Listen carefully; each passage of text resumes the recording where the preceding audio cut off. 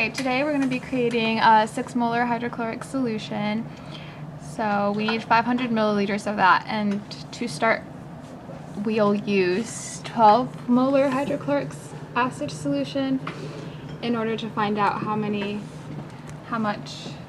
solvent we'll be using.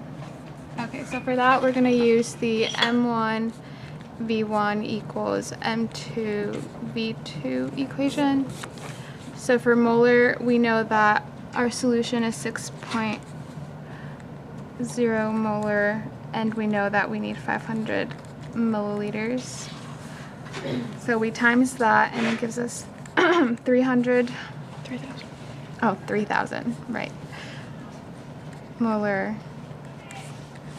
And then for our M1, we know that it's 12 molar. We don't know the volume yet, so we'll divide by 12. And that gives us 250 ml. Okay. So 250 ml is the amount of stock solution we want to start with. And since we need 500 ml, that just means that we're going to have to add 250 ml of distilled water to make the solution.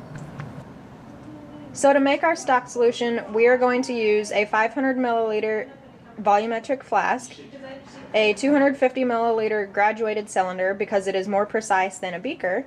We also have a beaker so that we can add the distilled water, a funnel so that it will be directed directly into the volumetric flask, and a dropper pipette for when we are near the line on the volumetric flask. We also grabbed a second beaker in case we need it.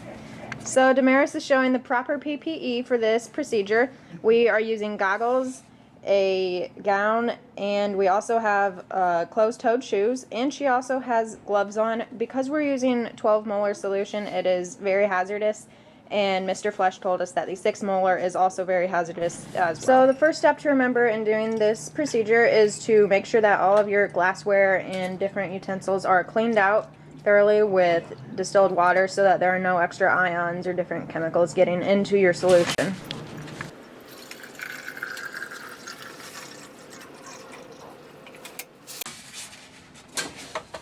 Alright, and you want to make sure that you always put the lid back on in case you spill something between your spills.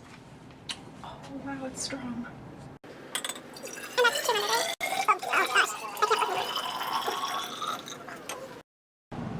Okay, so the odor from the 12 molar is very strong and it's kind of intoxicating, so you want to make sure that you have the fume hood turned on so that it will help handle the fumes produced from it. Okay, so now I want to add the solution in up to the 250 line, but I want to do it more precisely, so I'm going to use the funnel.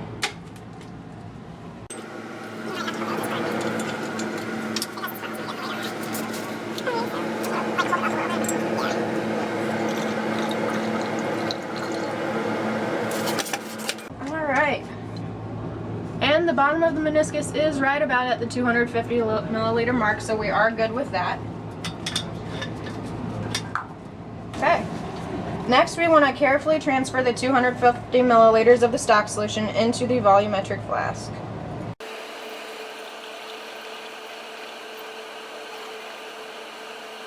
Alright, you want to make sure that you got all of it out of the graduated cylinder, so you want to rinse this down. Make sure it goes down all the sides. And then you're going to add that into the volumetric flask as well. Do that a couple times. Make sure you got all the ions out.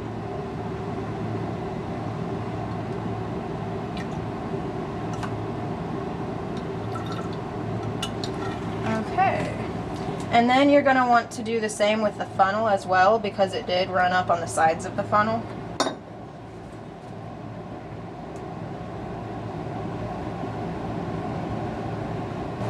Okay, so the next step is we're going to fill up the rest of the volumetric flask with distilled water. So I'm just going to do so by using a beaker. And I don't really know how much more we need. It looks like we need somewhere around 200 milliliters, so I'll just start there and gradually add that in. Can you see the line on it? Okay.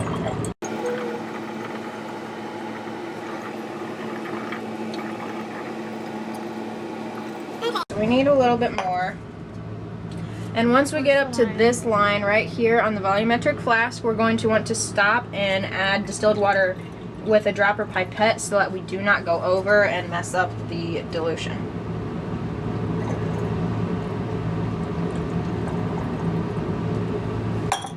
Alright, so here's your dropper pipette.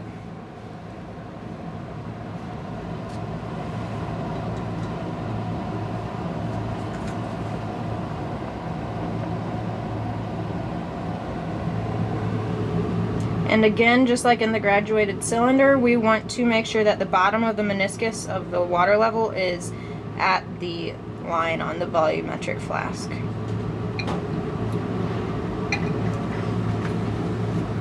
We're almost there. Alright, and the bottom of the meniscus is right on the line, so we are good there.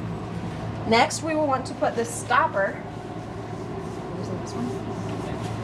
We're going to put the stopper on the volumetric flask, and we want to mix up the solution by carefully turning it upside down and back and forth so that all of the solution is mixed in with the water. And this is exothermic, so you want to be careful. The glass here is getting rather warm.